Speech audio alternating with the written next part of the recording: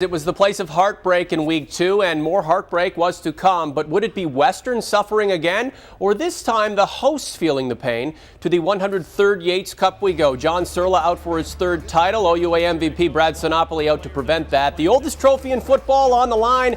It's a beaut. A couple of turnovers early for Donnie Marshall and the Stangs, but they would get it together, capping a solid drive. Nick Travail, touchdown. 10-3 Stangs. Sinopoli with his troops on the doorstep. Craig Butler says forget it with the pick.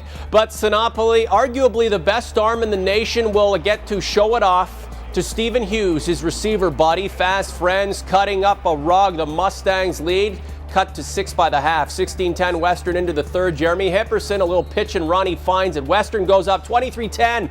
Under 10 in the fourth quarter. The GG's engineer the comeback, Brendan Galanders, the touchdown, followed by a safety and two Matt Malvo field goals, taking their second lead of the game, first since the opening minutes. Gut check time for the Stangs, led by Donnie Marshall. Needs a drive, and number 7 would go to work with little room left on the clock. He'll gain ground snap after snap. 501 yards all day. He's into Ottawa territory. 12 seconds left. Nathan Riva with the carry loses the handle. Down on the play, he was lucky. Western can win it now. Flashback to September 6th, Week 2. Liram Hairolahu misses what would have been the game-winning field goal. So in the 103rd Yates Cup, a chance to get it back from 34 yards out. 2 seconds remaining. Liram steers them through the uprights. What a way to win it. 26-25 Western, the final, a thriller. Hipperson, the MVP, with 162 yards rushing. Hairolahu, 4 field goals. It's Western's 29th Ontario title. Greg Marshall's 17th. The historic numbers continue to pile up for the glorious purple and white, and there's more to do. Close to 7,000 saw this nail-biting 103rd Yates Cup live and in person. That includes our Brent Lail, who's covering the big game for A News. Brent has a wrap from the capital city. It was like a fairy tale ending.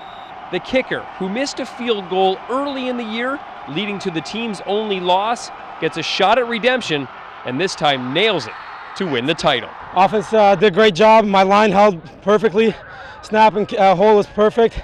Can't ask for a win. And I know what I had to do, and mine was on that Yates Cup. Certainly a redemption for Liram. You know, it's a pressure kick, it really was. And, you know, I wouldn't want to have had to kick that one, all right? I would have been like a couple of my tee shots, you know, like, you don't get a mulligan here. With 1:14 to go on the clock, Donnie Marshall did his best John Elway impression, engineering his own version of the drive. They weren't blitzing at the end of the game, so our guys were getting open, and we got down and scored. Were you a little nervous when you got the ball with a minute left? Or oh yeah, I think every quarterback gets the ball with a minute left is going to be nervous. So, but all the guys knew we could get it done, and we did it. Couldn't have dreamt it any better. You're down by, 2 points, 2 points, and you got the ball at the end of the game. You got the chance to get a game-winning drive. Nobody ever could have drawn that up, and as athletes and competitive football players, that's what you want. I said we got lots of time. All right, we want to force the ball downfield. We're going to get it picked. Okay, so they're going to drop off. Just take it. You know what? And then they gave, us, and Donnie made the throws and made some clutch catches, and put Liram in a chance to make that kick. As good as Coach Marshall's record has been in the Yates Cup, his record in the national semifinal, almost a mirror image. He's 7-1 now in the Ontario Championship game, but just 1-6 in the UTEC and Mitchell Bowl. His Stangs head to Laval next week to face the Rouge et Or. At Frank Clair Stadium in Ottawa, Brent Lail, A News.